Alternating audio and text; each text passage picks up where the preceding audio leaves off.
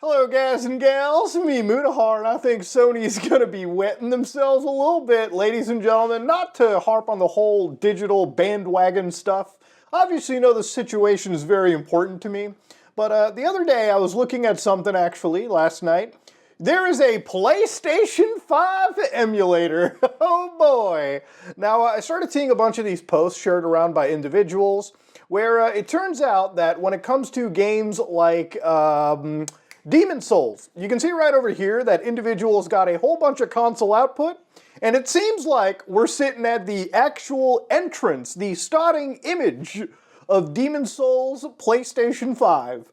Now, as we all know, in a future where I guess we don't really own physical discs anymore, for me, PlayStation is one of those consoles where you could release PlayStation 6, PlayStation 7, but now that you're putting me in a closed ecosystem, dog, there's nothing stopping me from sticking to the computer, where at least there are multiple storefronts for getting your game. It's a far more open platform when it comes to things like your digital purchases.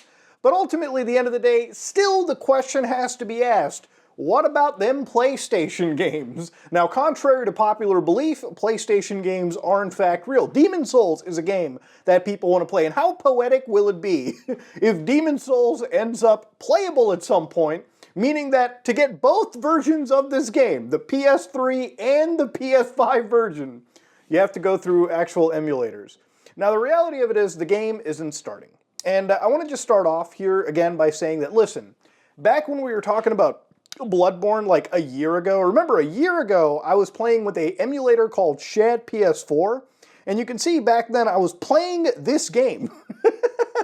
It was not playing all that well, and about a year later, you can basically play through Bloodborne on your actual computer, your Steam Deck, and you can get up to 60 frames per second if your system is powerful enough for it. So basically, you can play Bloodborne on PC. Now, if Sony decides, we're going to release Bloodborne on PC, dog, you can't dangle the carrot anymore. Eventually, the peasants will figure out how to make their own carrots and eat them gleefully, okay? Shit, we might even add some toppings that you didn't give us initially too. Toppings like 60 frames, ultra-wide, mods, private servers, you name it.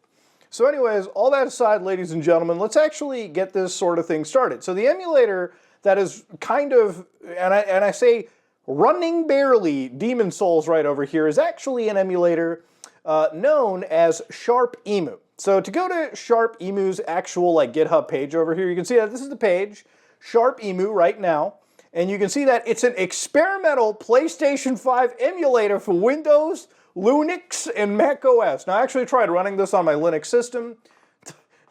Does not work because it's very dependent on Windows. That's the primary target. So the reason I'm sitting in front of this computer is because it is my only Windows gaming computer, okay? So we're going to be using Windows, as sad as it is. So in this case, there's a game on PS5 called Dreaming Sarah. Now, Dreaming Sarah you can pick up on Steam as well. So this is the game. It's basically like an adventure platformer, similar to the style of Yumi Nikki, okay? It's got sort of a creepypasta vibe to it. And the reason I'm looking at this game in particular is because it has shown up as one of those games that actually gets into the title. So let's fucking load it. So basically right over here I've got the latest version of SharpEmu. So you can see right over here when you start up SharpEmu, it gives you this little GUI. You can add folders, rescan, set your little CPU engine options. It's very development heavy right now. It's very much for the devs. Now inside all these PlayStation games is something known as an eboot.bin. So the eboot.bin is kind of like the exe file, I guess, just to compare it for obviously people wanting a comparison. Basically what you do is you take the eboot.bin, you drag it into the emu, and look at that, whoa, it's firing up. Here's the game, 1.0 Dreaming Sarah. Yes, ladies and gentlemen, we appear to actually have a PlayStation 5 game running on an actual computer. Now, if I whip out the old process manager for this, you can see that my computer over here, it's starting to get about, I would say, it's getting some CPU usage for sure, not crazy high. I actually want to see, yeah, SharpEmu is actually using it. We're getting around 2 gigs of solid memory usage, and I want to see just how much the GPU is being taxed right now. So again, you got the keyboard to kind of do some basic controls. I'm gonna hit new game and just see how far we kind of get over here. I can't really hear any audio, but I'm pretty sure it's actually giving audio. I'm seeing it in the OBS, so let me just put on like headsets or something and just see what's going on. Oh my God, there actually is proper audio for the game. Jesus Christ. Okay, so we're gonna hit start over here. Sarah's waking up. And of course you can see there's actually some hitching going on too. There is hitching on this actual game. But I think it's literally because A, we're emulating, there might be some shader calculations or something. One thing to note is the game has clear graphical issues. Like if you look up over here, you can see that it's, again, graphical issues throughout the board. I'm sure the game is not supposed to look this ratchet. And again, this is the level transition. That's why you say like in-game for emulators, you know, because ultimately at the end of the day, it is just in-game. It's not playable because ultimately, I mean, look at this. Look at it. Just, it's almost impossible. She's stuttering all over the place. And then of course you jump over here. Man, sometimes I wonder like, what is my channel? I'm playing like some dude's indie game in the worst way possible. Like if you're the developer for Dreaming Sarah, I absolutely want to apologize to you personally because I'm making your game kind of look like ass in this way, but your game is historically the first actual like in-game PlayStation 5 emulated game that I've actually played. And I think that means something. So again, I don't think the game is supposed to look this way. It's got sort of a creepypasta aesthetic. Actually, I think if you were to go back to like old school like video game creepypastas where it's like, shit, something looks weird about this game.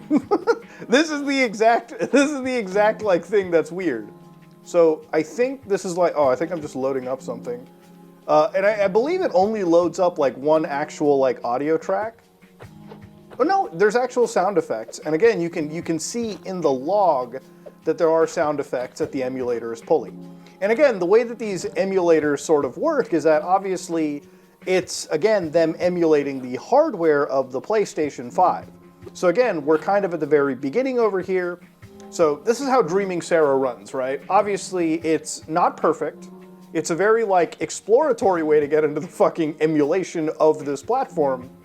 But by no means should you be playing Dreaming Sarah like. But here you can see on their list, they've got a whole bunch of other games they've been looking at, like Quake, for instance. Which again, if you open that up, you can see that obviously Quake isn't as friendly as the Dreaming Sarah game we played, where obviously over here, there's a lot of red that you're seeing, actually just straight up crashes. In some cases, games don't crash, and in those cases, you know, they're starting to look closer into them, like Demon Souls in this instance, right? So again, you can see that for a lot of people over here, this is kind of that one start in. Now actually, one individual says it really well, right? So Par274 writes, yeah, it works on the latest version. The better question is how far it gets. Demon Souls is currently one of the most advanced games running on the emulator. This game seems to continue streaming without any crash in the background. But we don't get any image output yet because the AGC shader translation and rendering pipeline aren't complete. So again, these are the first primary goals, and ultimately the end, trying to get close compatibility to the emulator is going to be important. And again, that development will mean that in some cases Demon Souls will work, and then it'll regress, and then it'll go, because really you're trying to reach accuracy for a lot of these emulators. So I think one of those nightmares for Sony has kind of started in a lot of ways. Remember, at the beginning of this year, the PlayStation 5 ROM keys were leaked, which meant that if you were somebody that was a security researcher and you were looking into ways of entry into the PlayStation 5 for jailbreaking purposes or anything beyond, that got a little bit easier because it's an unpatchable situation by Sony. But the other big important part about this is how much interest has been raised because of Sony's fuck up to things like PlayStation jailbreaking. Now, whether or not Sony gave up on discs, I would consider looking at jailbreaking to be one of the most important aspects of all of this stuff to begin with. Remember, at the end of the day, right, when it comes to most gaming consoles, I don't think there's a single gaming console I own that I have not jailbroken or modded or done anything on. Going back to that 3DS, like that video that I made like probably about a year ago, or Wii U, is generally at the end of life, there's nothing really stopping you from going out of your way and taking those old systems and jailbreaking them so you can run things like emulators, you can run things like rare games on them that obviously aren't being sold because the game, like the actual hardware manufacturers have taken away those games to begin with. Like for instance, down the road, when Nintendo Switches aren't so ubiquitous, imagine, instead of paying for hardware that is already aging and dying, and maybe, just maybe, if Nintendo decides to take down the digital storefronts, you could actually, thanks to a physical copy and a jailbroken system, take something like Mario and Rabbids, put it into a jailbroken Nintendo Switch, and that's how I usually would take my own games, put them in a hacked Switch, and just rip them from the cart to the system's console, like storage, and then take that onto my computer. Then I can move it around my computer, Steam Deck, whatever, and run it through any Switch emulator. So ultimately, at the end of the day, whether Sony gave a fuck about the digital media or not, I would still care about emulation. I've talked about it for years on my channel, and I think it's probably the best way of preserving your video games, right? Look, at the end of the day, for the last few years, when it comes to things like the PlayStation 2 or the original Xbox or the Xbox 360 or even the PlayStation 3, I haven't necessarily dug out those systems, okay? Mostly because the current generation emulators for those specific systems actually work really well. And they've always kind of worked really well too for the last few years. So, you know, for games like Metal Gear Solid 4, which is already coming out next year on PC anyways, I could have already just been playing that, and I have played that on my PC, all the way through. For games like Bloodborne, you know, if Sony decides, we're never going to release it on PC, it's important to have emulation, and in a way, the ability to jailbreak systems, because without doing that, we couldn't take Bloodborne off of a disc, move it to a computer, and then run it through Shat PS4. You understand what I'm going at here? That is the only legitimate way to preserve that game. So 10, 15 years down the road, 20 years down the road, when some kid wants to play like one of From Software's greats, they can just fire it up on an emulator and access the game. Isn't that what's important at the end of the day? Having the ability to play the games that we grew up with? And when it comes to things like the few exclusives that exist on PlayStation 5, can we now preserve them? I don't know, maybe in the future. Remember, these emulators are very early. I've seen a lot of stupid posts about, guys, imagine, just imagine, if we can get this emulator and run something like GTA 6, you're not going to be running GTA 6 day one. Hell, I run GTA 5 on the PlayStation 3 emulator. To this day, you still can't run GTA 5 on the PS4 emulator. PS4 emulation is still very much in its infancy. Aside from a few games that I really care about being in-game and kind of playable, it's still very much in its infancy, okay? And it will be in its infancy. And PlayStation 5, you're not going to be running things like Demon's Souls probably until a few years, several years from now. But it's interesting right here, you know, PlayStation 5, the last sort of fucking console to really have Sony's digital mark on it, or physical mark, and, you know, provided those PlayStation 5s keep getting hacked, and hopefully they will be, hopefully the hacks become easier to access, when that happens, more of these games become playable, more of these games become preserved, and ultimately, at the end of the day, that is Sony's biggest nightmare.